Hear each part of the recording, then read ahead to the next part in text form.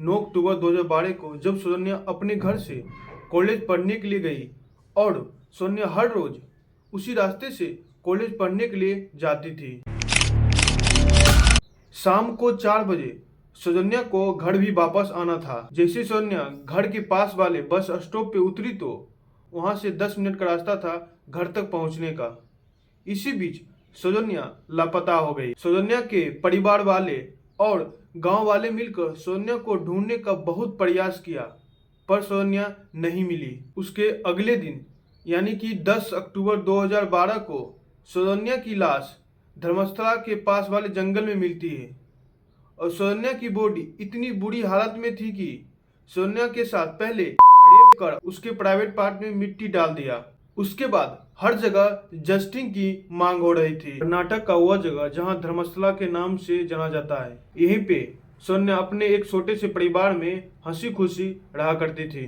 सोनिया सिर्फ 17 साल की थी। सोनिया दूसरी लड़कियों की तरह नहीं थी। सोनिया ना किसी से बातचीत करती थी, ना ज्यादा इधर उधर घूमती थी। वो अपने बस काम से काम रखती थी। सोनिया धर्मस्थला के पास एसडीएम कॉलेज में पढ़ाई करने के लिए जाती थी। वो पढ़ाई में भी बहुत अच्छी थी, पढ़ाई भी मन लगा करती थी। उन्हें क्या पता था कि आने वाले कल उनके लिए बहुत दर्दनाक होने वाला है। इस बात से अनजान सोनिया अपने एग्जाम की तैयारी कर रही थी। 9 अक्टूबर 2012 को सोनिया कॉलेज जाने के लिए तैयार हुई। उसकी मां उष्मावती काम में व्यस्त होने के कारण वो अपनी बेटी को कॉलेज जाते हुए देख भी नहीं पाई। ये अफसोस मां को आज भी है।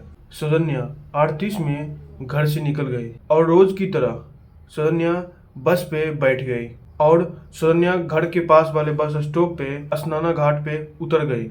वहां से उनका घर का रास्ता सिर्फ 10 मिनट का ही था। उसके बाद सोनिया पैदल ही घर जाने लगी।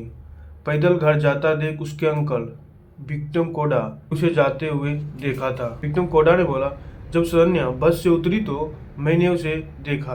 विक्रम कोड़ा का शॉप वही बस स्टॉप पर स्नाना घाट पे बना हुआ था। सोनिया को अक्सर घर से कॉलेज से घर जाते हुए विक्रम कोड़ा देखा करता था। सोनिया जब बस से उतरी तो वो तभी तेज बारिश हो रही थी, तो वो छाता लेके वो अपने घर की तरफ जा रही थी। उस समय विक्रम कोड़ा सोनिया से बातचीत भी किया, तब सब नॉर्मल था।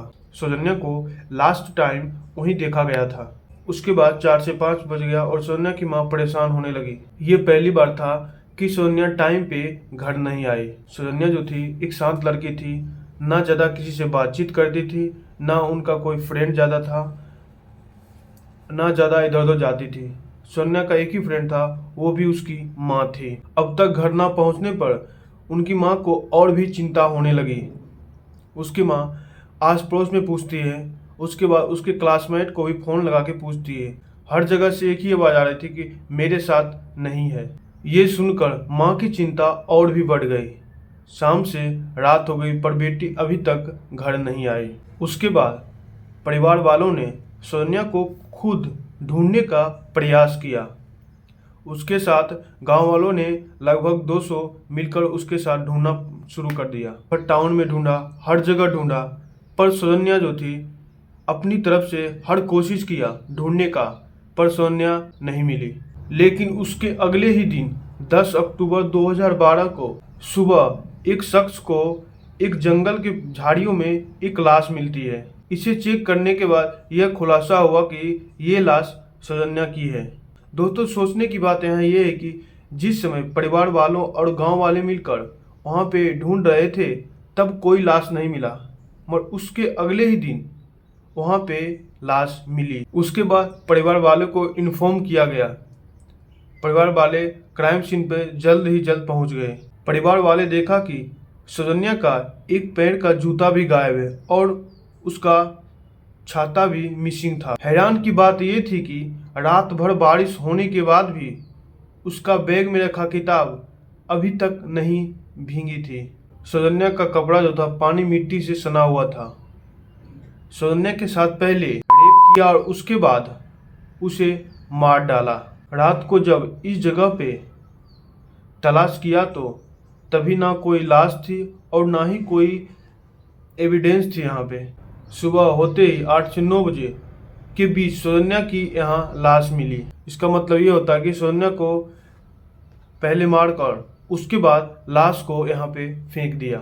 क्राइम सीन के पास एक टूरिस्ट को भी देखा गया था जिसका नाम था संतोष। इस लाश के पास देखा गया था, इसीलिए शक की सुई उधर घूमने लगी। संतोष को 3 लोग पकड़कर पुलिस को सौंप दिया गया। सारा इल्जाम संतोष पे लगा दिया।